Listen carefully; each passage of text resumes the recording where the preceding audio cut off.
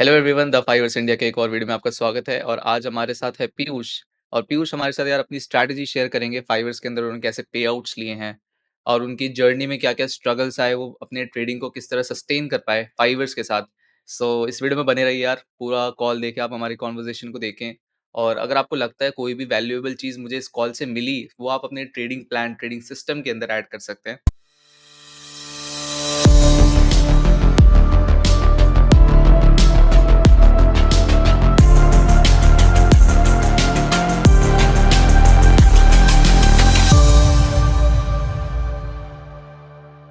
Piyush, thank you for joining this call with us.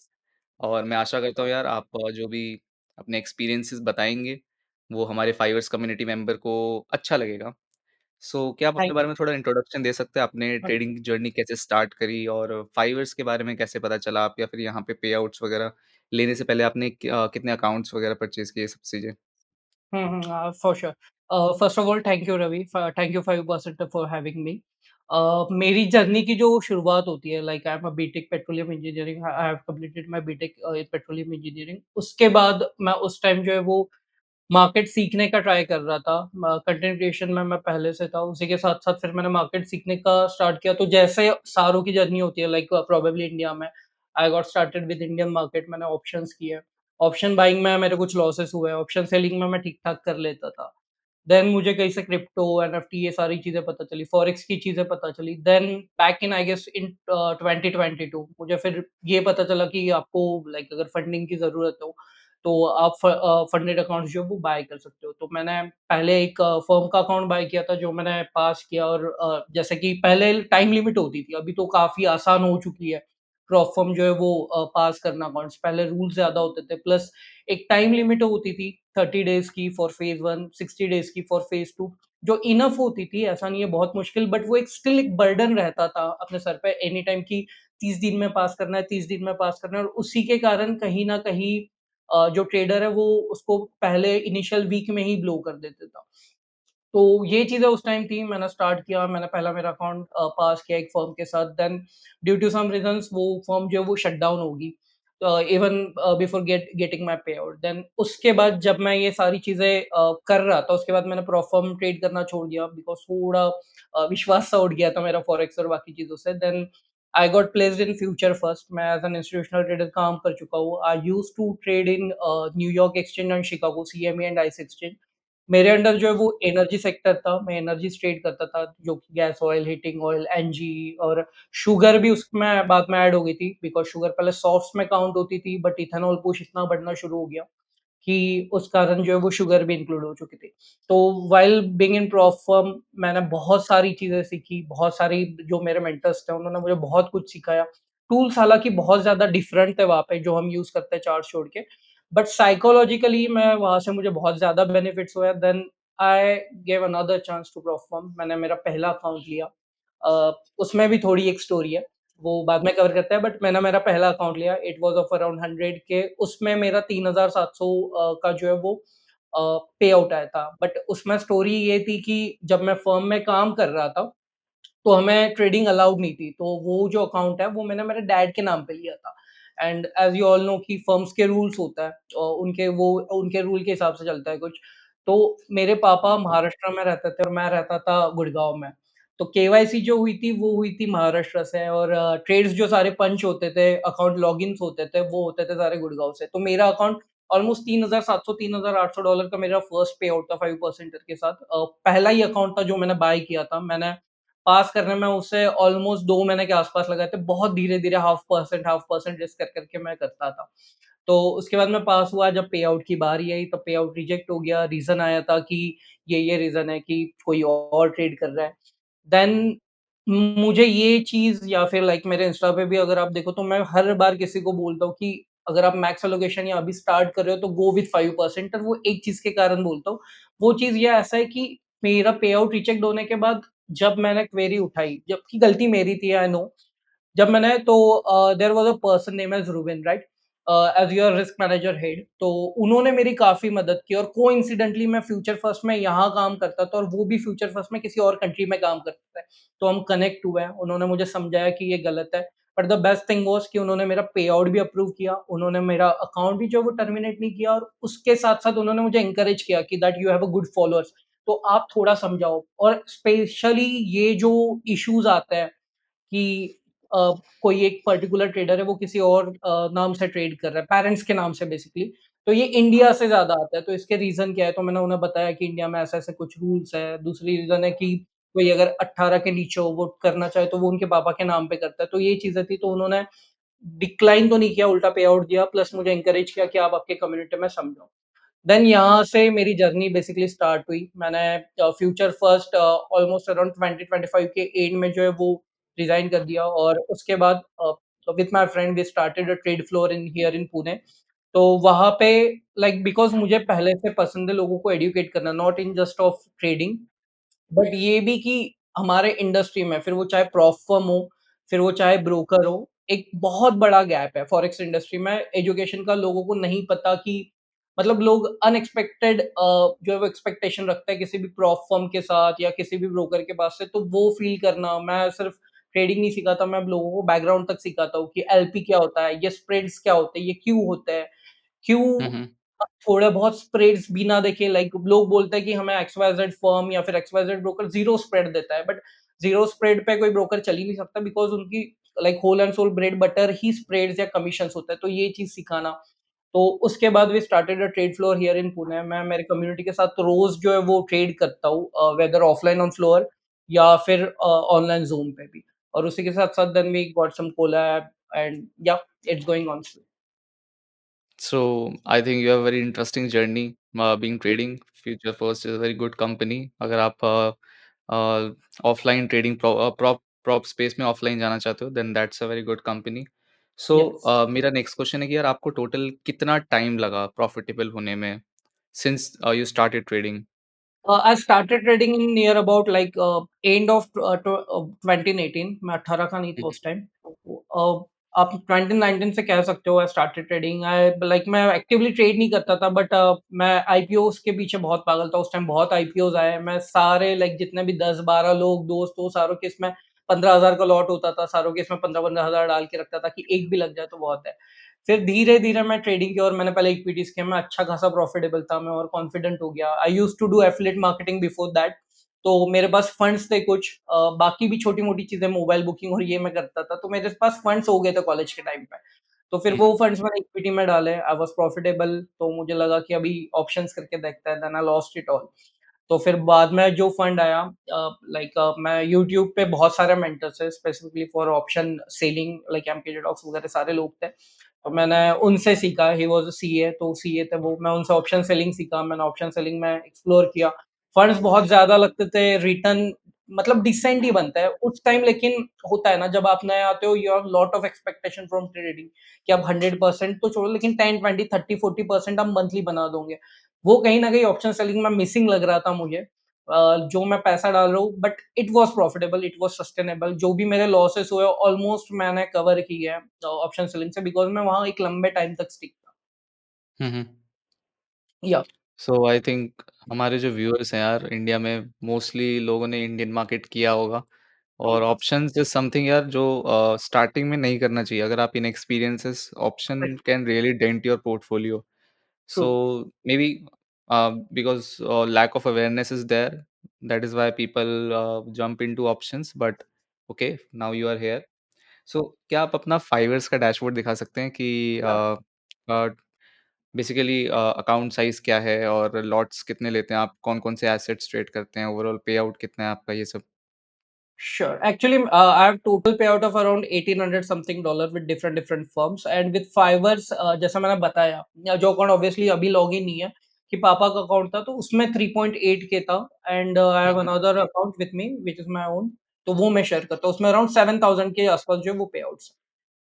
Okay. हाँ, so basically I have a strategy I keep buying multiple accounts जैसे ही एक account में एक decent सा पे out lock हो जाता है व्हाट आई डू इज़ कि मैं 14 डेज़ उसे हाथ नहीं लगाता। I wait for my pay out, I take my pay out, I take my money in my hmm, hmm. Bank और इन क्रिप्टो वॉलेट और उसी के बाद मैं जो है वो नेक्स्ट ट्रेड जो है वो पंच करता हूँ। सो इट्स लाइक अगर आप पे आउट के लिए एलिजिबल हो गए तो उसके बाद आप पे आउट्स मतलब जब ले लेते हैं उसी के बाद आप अपना नेक्स्ट ट्रेड ओपन कर रहे हैं। Yes, yes, yes. मतलब बीच में मैंने गलतियाँ की है, लाइक रिसेंटली जो मैंने अकाउंट ब्लो किया है, I was up around 3800 something dollar, but still मैंने कर लिया। तो आई पर्सनली फील, जब मैं कम्युनिटी में भी यही बोलता हूँ, trading is not a hmm, rocket hmm. Science. आप सिंपल चीज़ें सीख के बन सकते हो, लाइक टेक्निकल फंडामेंटल सीखना is not a big thing. आप 1 महीने में सीख सकते हो, बट जो असली चीज़ है, रिस्क मैनेजमेंट भी सिखाया जा सकता है, बट साइकोलॉजी ये सिखाई नहीं जा सकती, ये बनाई जाती है। I am trading since almost like 2019, but still मुझे अगर फील होता है कहीं कि मैं किसी चीज़ में लैग करता हूँ या सीखने की और ज़रूरत है हुँ, हुँ। और सीखने की और ज़रूरत है, तो दैट्स ऑब्वियसली साइकोलॉजी कि मैं डिसाइड करता हूँ कि ये ट्रेड प्लान है, बट स्टिल हर बार एक ट्रेडर 2, 4, 6 महीने बाद ऐसा एक दिन आता है कि वो स्लिप ऑफ हो जाता है। हुँ, बट हुँ। हाँ, मोस्टली अगर आप स्ट्रैटेजी पूछो for prop firm, so I have the same strategy कि पे आउट अगर एक डिसेंट सा अमाउंट लॉक हो जाता है, व्हाटएवर परसेंट इट इज़, तो मैं वेट करता हूँ पे आउट। बिल्कुल यार, जो भी आपके पास पहले आ रहा है आप उसको जाने मत दो, उसके बाद you start doing your next trades. या तो क्या आप हमें ट्रेड्स वगैरह दिखा सकते हैं अपने? अ आपके फेवरेट एसेट्स कौन-से हैं? एक्चुअली हुँ, आपको लॉट साइज़ मेरे इसमें लीनियर, मैं गोल्ड ट्रेड करता हूँ, करेंसीज़ भी हुँ, करता हूँ, बट फाइबर में मैंने मोस्टली गोल्ड ट्रेड किया है। इंडेक्स पहले, लाइक जब मैं स्टार्टिंग मैंने स्टार्ट किया था, when I was in future first, I used to like trade 3 pairs. First was gold, second was GBP, JPY, and third was like Nasdaq. लेकिन जब जर्नलिंग में पता चला कि मुझे ट्रेड्स जीबीपी, जेपीवाई के ज़्यादा मिलते हैं, बट मेरा जो ये है प्रोबेबिलिटी है, एक्यूरेसी है, वो कहीं न कहीं जीजे में कम है और गोल्ड में ज़्यादा है। और वैसे ही लाइक फ्यूचर फर्स्ट में थोड़ा वैसे ही हेक्टिक है, 22 घंटे का मार्केट होता है, प्लस आपको फील्स जल्दी नहीं मिलती because we used to trade spreads there over. तो उसके हुँ, लिए हुँ, हमें लाइक ऑलमोस्ट क्लोजिंग और ओपनिंग देखनी होती थी, जो सुबह 5 बजे क्लोज़ होता है, साढ़े 7 बजे ओपन होता है, 7 बजे के आस-पास। तो वो मेरे लिए पहले ही हेक्टिक था, सो मैंने क्या किया कि why not to cut out those pair जो हमें ठीक है, पैसा तो दे रही है, we I was profitable in that as well, but वो कट आउट ही कर देते हैं, instead I will double down on gold. तो तब से मैंने 5% में मोस्टली गोल्ड ही ट्रेड किया है। करेंसीज़ भी की है, बट मोस्टली 90, 80, 90% जो है वो गोल्ड होगा। अनदर थिंग कि लॉट साइज़ मेरी कभी लीनियर नहीं होगी, इवन कोई भी हमारे फ्लोर पे आता है ना, तो उनका भी सेम क्वेश्चन होता है कि लॉट साइज़ कितनी लेनी चाहिए $1000 के अकाउंट पे, $5000 के अकाउंट पे, 1 लाख जो भी प्रोफर्म का अकाउंट वो बाय करते हैं जितने भी साइज़ का। तो मेरा ये हुँ, होता है कि आपका सवाल ही गलत है। आपको कभी लॉट डिसाइड नहीं करने होते हैं, आपको पहले आपका स्टॉप लॉस डिफाइन करना होता है कि हाँ, ये स्ट्रैटेजी है, इफ इट्स स्विंग आपका एसएल बड़ा होगा, इफ इट्स स्कैल्प आपका एसएल छोटा होगा, और उसके हिसाब से आपके जो है वो एसएल्स रहेंगे, मतलब लॉट साइज़ रहेगी, because you have to fix your percent, risk in percent, not your lot size. तो ये रीज़न होता है मोस्टली मेरा। Okay, okay. I think that's very valuable information that you've given to our community member. So यार इसको आप note down कर सकते हैं। तो इसमें अगर आप ट्रेड्स देखो, तो मोस्टली आपको ट्रेड्स जो है वो आइदर जीबीपी, जेपीवाई दिखेंगे और एक्सआईयू दिखेंगे। बाकी ओके। कोई पेयर आपको जल्दी, इंडेक्स मैंने टोटली छोड़ दिया है, बिकॉज़ इट्स टोटली, मैं ऐसा नहीं कहता कि इंडेक्स में आप प्रॉफिटेबल नहीं हो सकते, but it's about behaviour of a trader and a pair, कि किसी को हुँ, गोल्ड सूट हो जाता है, किसी में पेशेंस ज़्यादा होता है, he can hold that currency well, because currency अगर एक डायरेक्शन में मूव करती है, तो वो एक डायरेक्शनल मूव ही अच्छे से देगी। अनटिल एंड अनलेस एक मेजर मेजर सप्लाई या मेजर ज़ोन जो है वो नहीं आ रहा है। गोल्ड में वोलेटिलिटी आपको मिलेगी, गोल्ड में जो वो क्विक स्कैल्प आपको मिलेंगे, करेंसी में वो चीज़ें नहीं मिलेगी। तो स अगर आपका बिहेवियर ही वैसा नहीं है जैसा उस करेंसी को चाहिए, तो वो आपको सूट नहीं होगी। तो आई पर्सनली ट्रस्ट कि सारों को एक स्ट्रैटेजी सूट नहीं हो सकती, सारों को एक पेयर जो है वो सूट नहीं हो सकती, सारों को एक रिस्क मैनेजमेंट जो है वो सूट नहीं हो सकती। सारों के अपने-अपने बिहेवियर के हिसाब से अपनी-अपनी स्ट्रैटेजी चाहिए, और यही मैं कहीं न कहीं फ्यूचर फर्स्ट में सीखा हूँ कि बिकॉज़ सारों को अगर एक ही चीज़ करनी होती, तो वो इतने लोग क्यों रखते हैं? We used to trade like almost around 114 people, same floor पे बैठते थे। तो अगर सारों को एक हुँ, ही स्ट्रैटेजी, एक ही पेयर और एक ही टाइम पे बाय सेल करना होता, तो वो उन्होंने इतने लोग बिठा ही नहीं होते। तो बिल्कुल। Our mentor used to like हर वीकेंड पे हमारी मीटिंग होती थी कि क्या किया, क्यों किया। तो उन्होंने कभी हमें ऐसा फोर्स नहीं किया कि ये चीज़ मत करो या वो चीज़ मत करो। वो ही ऑलवेज़ यूज्ड टू टेल कि हाँ, ये कर रहे हो, ये सही है, लेकिन इसमें ये थोड़ा चेंज करो तो बेटर हो सकता है। So it's all about hmm, making your own strategy better rather than copying some. Okay. Okay, so आप अपनी स्ट्रैटेजी बता सकते हैं और आप कौन-सी स्ट्रैटेजी यूज़ करते हैं अपने गोल्ड को ट्रेड करने के लिए? I simply use supply and demand, nothing hmm, hmm, else. Like supply demand use करता हूँ, उस पे रीटेस्ट का मैं वेट करता हूँ जब भी रीटेस्ट होता है। आइदर अभी जब से 4000 के डॉलर के 4000 का मार्क गोल्ड ने क्रॉस किया है, मैं रीटेस्ट का इतना वेट नहीं करता। रीज़न बीइंग कि जब वो रीटेस्ट वाला ज़ोन बनता है और वो जो नया स्ट्रक्चर बनता है, तो वो स्ट्रक्चर से नीचे तक जो वेसल है, वो बहुत बड़े आ रहा है। So I have 2 entries, either wait for confirmation of retest कि वो ज़ोन वापस पहली बार टैप होने के बाद सेकंड बार वापस टैप हो, and then we take a entry after a change of character, और else I take a aggressive entry as well. But aggressive entry में सिर्फ 4 आवर पे रहता हूँ, रीज़न बीइंग कि वो ज़ोन जो है वो स्ट्रॉन्ग होता है। हुँ, हुँ। ओके। सो आपका जो ओके चार्ट्स में हम देख सकते हैं इसको। जो हाँ आप जी। सप्लाई एंड डिमांड बना रहे हो या जो आप ट्रेड्स ले रहे हो, उसकी एनालिसिस हुँ, आप हुँ। कैसे कर रहे हैं? लाइक आप टाइम फ्रेम क्या वहाँ पे डिसाइड करते हैं कि मेरे को अगर स्कैल्प करना है तो क्या वो 1 मिनट पे ही स्कैल्प होता है या फिर आप 15 मिनट का चार्ट भी देखते हैं, 30 मिनट का भी देखते हैं? मैं गोल्ड में कभी 1 मिनट नहीं देखूँगा, रीज़न बीइंग कि नॉइज़ बहुत होता है, गोल्ड वैसे ही एक बहुत वोलेटाइल पेयर है। तो हुँ, डिसाइड हुँ। करना, हाँ, ऑब्वियसली फॉर कन्फर्मेशंस मैं जाता हूँ on smaller time frame, but whenever मैं ज़ोन ड्रॉज़ करता हूँ, आई मेक श्योर कि I draw them on either 4 hour, 1 hour, I keep put my alerts over there, और जब भी वो अलर्ट ट्रिगर होता है, देन मैं चार्ट्स के आगे आता हूँ। Okay. So like for example ये सेटअप पहले ही बना हुआ है, but for example like whenever I open my charts, मेरी आदत है कि मैं क्लीन अप करता हूँ चार्ट्स को, लाइक ड्राइंग्स पूरी रिमूव करता हूँ। रीज़न बीइंग कि अगर एक पहले से आपने ज़ोन ड्रॉ कर दिया है, जो मिटिगेट हो चुका है, जो यूज़्ड हो चुका है, तो अगर आप वापस वो ज़ोन लेके बैठोगे चार्ट करने, तो आपका बायस पहले ही डिसाइडेड रहेगा कि ये ज़ोन लास्ट टाइम सेलिंग आई थी, तो अभी भी सेलिंग आई। तो मैं सबसे पहले जो है मेरे चार्ट्स कभी भी क्लियर करता हूँ, then what I do is I go on 4 hour, I draw the major swings. So let's suppose here is a, यहाँ से जो है एक स्विंग है,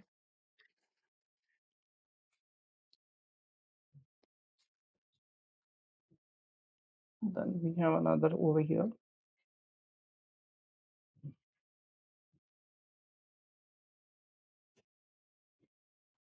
and then we have a so demand over here. Mostly लोग like मैं ये और एक चीज़ क्लियर करना चाहूँगा ये बताते हुए कि जब मैं लाइव ट्रेड करता हूँ या फ्लोर पे ट्रेड करता हूँ, तो मोस्टली लोगों का एक सिंपल सवाल होता है कि आप ये क्यों बोलते हो ये सपोर्ट है और ये डिमांड है, दोनों एक ही चीज़ है। तो मेरे हिसाब से लाइक सबकी टर्मिनोलॉजी अलग-अलग हो सकती है, बट सपोर्ट इज़ समव्हाट जहाँ पे पेंडिंग ऑर्डर्स लगे हुए हैं। ये मेरी जो थिंकिंग आई है, ये फर्म के कारण ही है जहाँ मैं काम करता था। रीज़न बीइंग कि हम वहाँ पे चार्ट्स देखते ही नहीं था। हम मोस्टली फ़ोकस करते थे 2 चीज़ों पे, L1 and L2 data, that is ladder होती थी एक, हुँ, जिसमें हुँ। पहले से ही बीड और आस्क दिखते थे कि इस प्राइस पे इतने लॉट्स लगे हुए हैं और इतने लोगों ने लगा के रखे हैं। वो डिस्क्लोज़ क्वांटिटी भी हो सकती थी, बट एक जनरल आइडिया मिल जाती थी। Second was TAS, that was time and sales. तो ये स्ट्रैटेजी कहीं न कहीं से उससे रिलेट करती है और वहीं से डिराइव होती है, बिकॉज़ इतने टाइम अगर आप कोई एक ही चीज़ करते रहो, तो आप वही यूज़्ड टू हो जाते हो उससे। तो सपोर्ट में मेरा मानना है कि सपोर्ट में ये चीज़ होती है कि वहाँ पहले ही pending order, let's suppose there is an instrument जो 100 पे ट्रेड कर रहा है, 95 पे वहाँ पे, और उसमें जो वॉल्यूम्स है वो 2 डिजिट या 1 डिजिट के है, दैट इज़ 2 लॉट कहीं, 4 लॉट कहीं, और एक 95 पे 3 डिजिट लॉट्स लग के दिख रहे हैं हमें लैडर पे, that is around 100 lots a, punched by let's suppose 15 to 20 traders. ये लॉट्स अभी तक ट्रिगर नहीं हुए हैं मार्केट में, ये पेंडिंग ऑर्डर्स हैं। हमें ऑब्वियसली एज़ एन रिटेलर हम ये नहीं देख सकते, लेकिन फर्म में ये चीज़ें लैडर पे दिखती है। तो मान लो वहाँ पे एक लॉट है, अगर मार्केट लाइक सेलर जो है वो मार्केट ऑर्डर्स मार के अग्रेसिवली 95 तक लेके आ रहे हैं चीज़ को, और वहाँ पे 50 लॉट मार रहे हैं, तो व्हाट विल हैपन कि 50 लॉट्स जो है वो कंज्यूम हो जाएँगे, 50 स्टिल बचेंगे। लेट्स सपोज कि वहाँ पे और लॉट्स नहीं लग रहा है, ऐसा पकड़ते हैं। तो ओके, वहाँ पे जो है वो मार्केट सपोर्ट लेगा, प्राइस सपोर्ट लेगा, बट दैट डज़न्ट मीन कि प्राइस वहाँ से ऊपर जाएगा। हो सकता है सेलर्स वापस थोड़ा 95 से 98 जाए, देन वापस सेलर अग्रेसिवली पुश करे, फिर वापस 25 लॉट कंज्यूम करे, फिर देन धीरे-धीरे 100 कंज्यूम होके फिर सपोर्ट टूट के नीचे जाए। सो दिस इज़ सपोर्ट, जहाँ पेंडिंग ऑर्डर्स लगी हुई है, मार्केट ब्रेक नहीं कर पा रहा है, वो सपोर्ट होता है। बट लेट्स सपोज कि 95 पे मार्केट ने सपोर्ट लिया, 95 पे उसने ब्रेक नहीं किया, जैसे ही 95 आता है, अग्रेसिवली ये आता है, स्टेप इन करता है, और मार्केट ऑर्डर्स जो है वो अग्रेसिवली पंच करना स्टार्ट कर देते हैं, और वहां से प्राइस पुश होके ऊपर जा रहा है। So that is called demand, ये मेरे हिसाब से, और सप्लाई का इसका जो है वो वॉइस वर्सा। तो इसी चीज पे मेरी जो स्ट्रेटेजी है वो बेस्ड है। सो आपने कोई रीसेंट ट्रेड वगैरह लिए होंगे, उसको आप एक्सप्लेन कर सकते हैं कि यार आपने अपनी जो स्ट्रैटेजी अभी एक्चुअली आपने समझाई है, उसको कैसे यूज़ करा वहाँ पे? Sure sure. मेरा ये कल ट्रेड बना था बट मैंने लिया नहीं है। बट मैं समझाता हूँ। मैंने ये शेयर ज़रूर किया था लेकिन।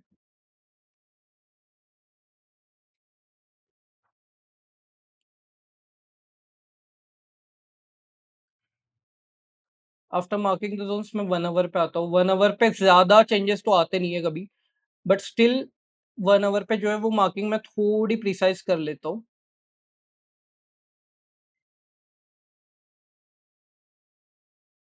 And then I come to 15 minute. अभी मुझे बस ये देखना है कि मान लो मैंने बाकी के 2 ज़ोन्स भी ड्रॉ करके रखे हैं, बट अभी तक मुझे उनसे कोई मतलब नहीं है। रीज़न बीइंग कि मार्केट इस वाली रेंज में जो है वो ट्रेड कर रही है। तो जैसे ही मान लो अगर ये सपोर्ट पे मेरा जब भी मार्केट वापस आएगा, तो मान लो ये वाला फर्स्ट स्टेप है, यहाँ से सप्लाई एक शार्प सप्लाई हमें दिख रहा है like back to back red candles, तो इट्स क्लियर कि यहाँ पे मार्केट जो है बस इस वाले लेवल पे लिक्विड लेने गया था एंड देन उसके बाद जो है शार्प फॉलिंग आई हुई है। अब मार्केट जब भी इस ज़ोन में टैप करेगा, previously I used to wait for retest, but यहाँ पे आएगा, यहाँ पे रीटेस्ट एंड देन यहाँ से गिरेगा, तो ये मेरा एसएल बनता ही नहीं है।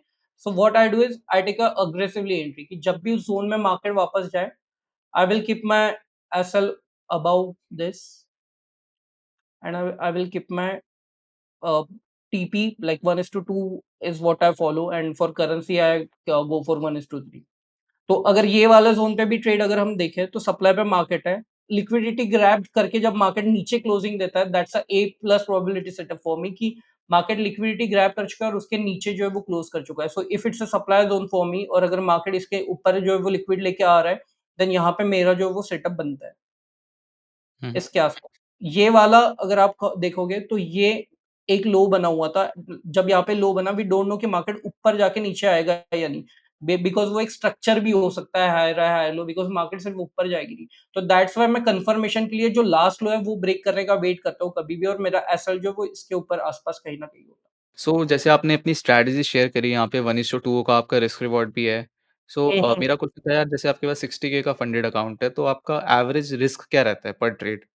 Because you said it is dynamic based on your stop loss but on an average आपका क्या रहता है कि यार इससे ज़्यादा तो मैं रिस्क नहीं कर सकता? See, I have different approach for different phases. Like phase 1 में बहुत aggressive जाता हूँ. Like initially मैं 2% जाता हूँ because I know like जितना risk management necessary है उतना ही capital management भी necessary है. I know few peoples who are close to me. उन्होंने मेरे से ज़्यादा payout लिए है but they are still on either break even or on losing part. Reason being कि वो कैपिटल मैनेजमेंट करना भी ज़रूरी है कि how much you have taken out of firm और फिर आप उसे कैसे रीइन्वेस्ट कर रहे हो। सो what I do is like I like for example if there is a person जिसका $1000 उसके पास है तो at least he should able to take 6 to 8 accounts तो मैं उसके हिसाब से हुँ, अकाउंट साइज पहले परचेस करता हूँ then what I do is phase 1 like if you are going aggressive you should at least keep the backup of 10 accounts तो depending on how you are going for phases तो मैं aggressive जाता हूँ I always look for good setup मेरा पहला trade बहुत important होता है मेरे लिए ऑन द अकाउंट्स मैंने ये किया कि मेरी अगर शुरुआत खराब हो उस अकाउंट पे तो वो अकाउंट मैं मोस्टली ब्लू ही करूँगा तो मैं वेट करता हूँ, मैं मोस्टली 4 आवर सेटअप्स ही ट्राई करता हूँ ऑन फेजेज़। बट जब भी मैं वो ट्रेड लूँ, मैं अग्रेसिव जाता हूँ आइदर 2% के आसपास। तो अगर if I even hmm, get to like 1:2 और 1:3 रीज़न बीइंग कि मैं ट्रेल करता हूँ या फिर 1:2 पे पार्शल्स लेके बी कर देता हूँ।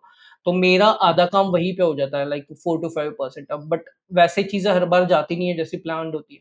तो if I go like below my break even then I probably जब तक कभी मेरे मैं कभी जैसे बोलते कि इमोशंस आप पूरे कट ऑफ नहीं कर सकते हो, तो मैं कभी-कभी सुन भी लेता हूँ इमोशंस की।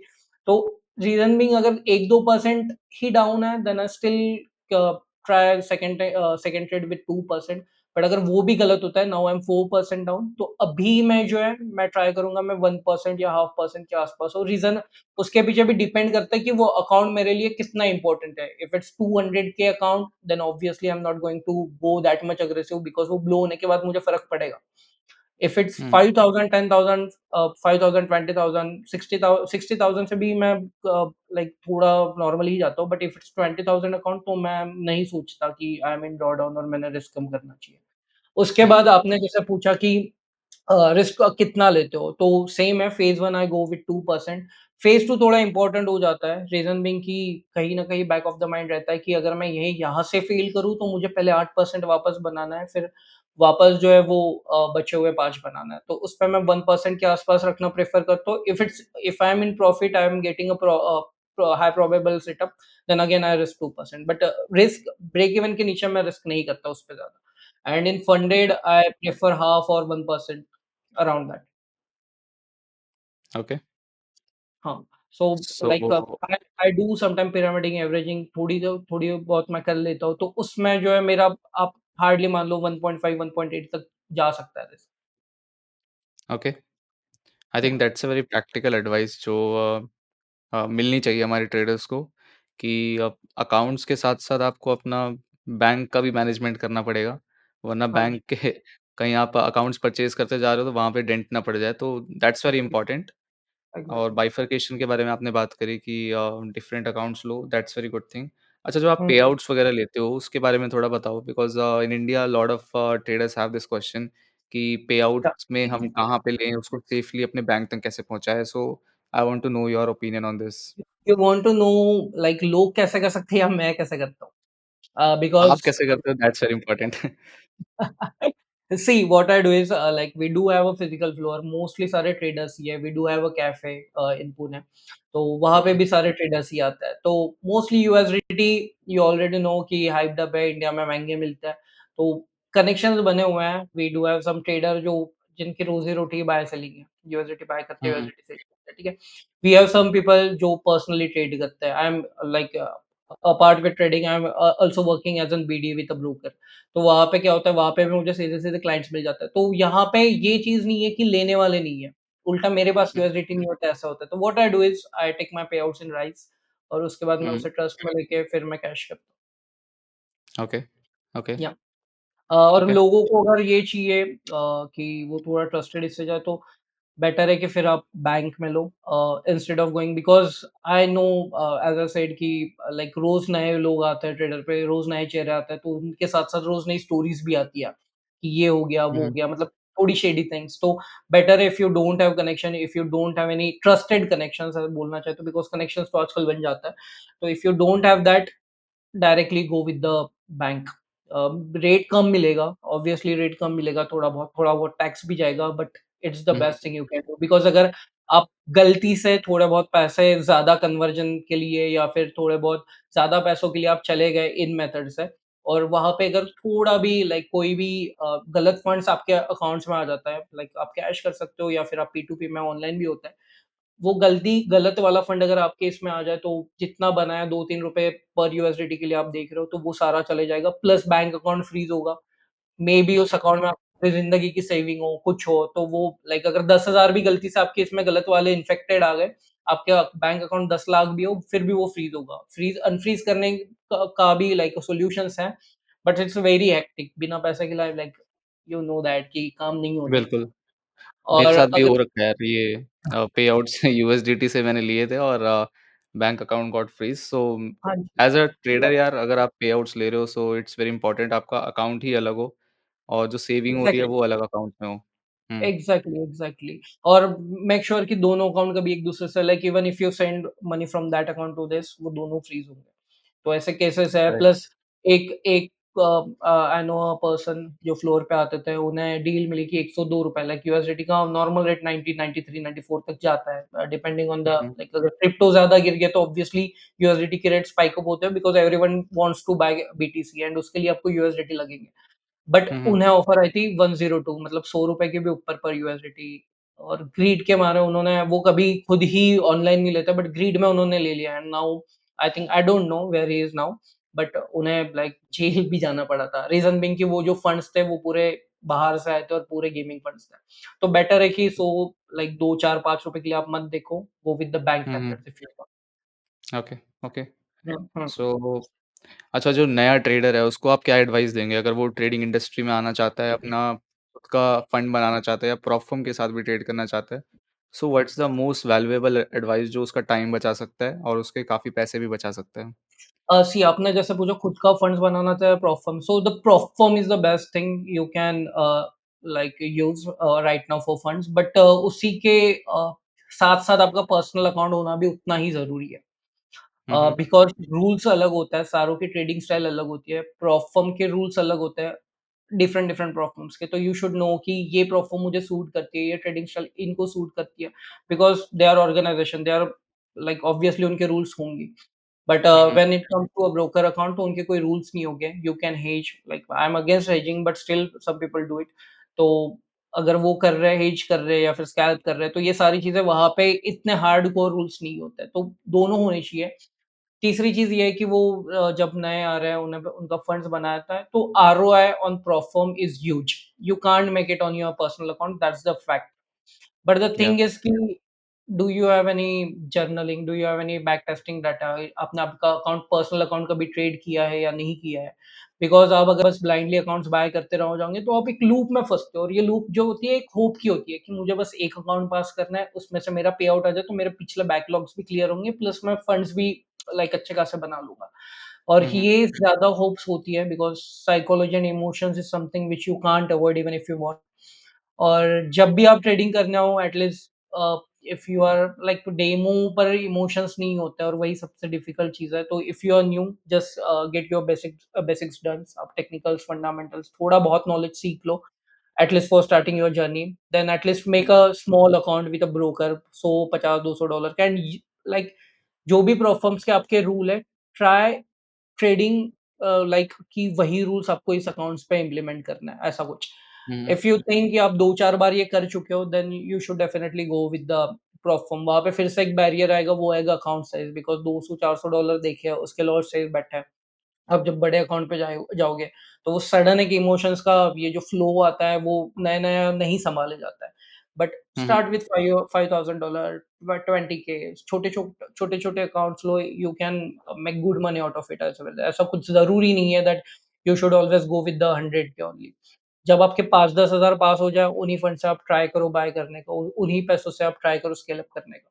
और हमेशा एटलीस्ट कुछ ना कुछ घर ले जाओ, बिकॉज़ मैं ये बार-बार इसीलिए बोल रहा हूँ, रीज़न बीइंग कि मैं पर्सनली बहुत लोगों को देखा है मैंने क्लोज़ से, they have made huge profit, huge. उनके एक-एक ट्रेड में अच्छे-अच्छे प्रॉफिट्स होते थे फर्म्स में, but they have nothing now. 3 हुँ, लोग हुँ। हैं मेरे बैच में से, तो मेरा ये कहना है कि एटलीस्ट कुछ ना कुछ घर ले जाओ। Take it as a salary और something, if you have like 2 accounts, 3 accounts, एक अकाउंट पे जाओ अग्रेसिव, कोई दिक्कत नहीं है, but at least keep 1 account as a salary. Trade only 0.5% risk on that if you don't have any self account.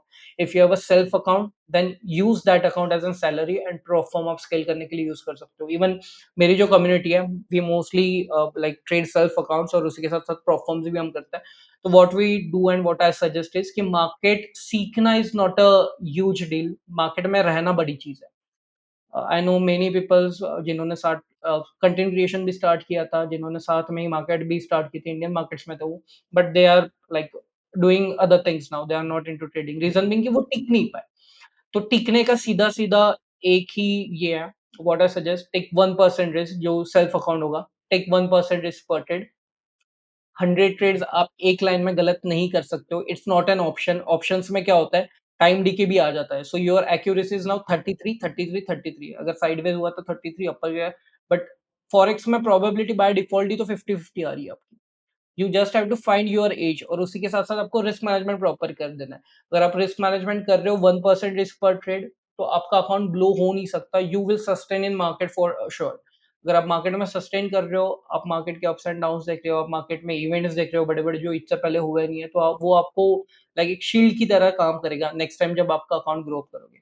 And what hmm, I suggest for scaling is, let's suppose you started your trading from 1000 to $1000, at least bare minimum उतना होना चाहिए। Then what you can do, जब आपका account 10, 15, 20% up हो जाए, which will take like around 2 to 3 months I guess, अगर अच्छे दिन में हो तो 15-20% जब अप हो जाए, then you can try to scale up, because $1000 पे बंद 1-2-10% बनाने के लिए कोई नहीं आता मार्केट में, टू बी ऑनेस्ट, बट वो एक स्किल हुँ, है, हुँ। वो एक डिसिप्लिन है जो आपको खुद में लगाना होता है। So when you are 15% up, let's guess, then आप लो 3% लो, 2% रिस्क लो, ट्राई इट आउट। अगर आप 5 4, 5, 6 ट्रेड गलत भी हो रहे हो एक लाइन में, then you will come again to break even, not in losses at least. So this is what I okay. Suggest, और बाकी पे-आउट्स लेना बहुत ज़रूरी है। धीरे-धीरे छोटे-छोटे पे-आउट्स ही क्यों ना हो, स्टार्ट टेकिंग इट। अगर आप पे-आउट लोगे, वो बैंक में हिट हो गए, it will feel like a real money, otherwise everything feels like demo. तो जब वो पैसा बैंक में है, it's gives you different kind of emotions.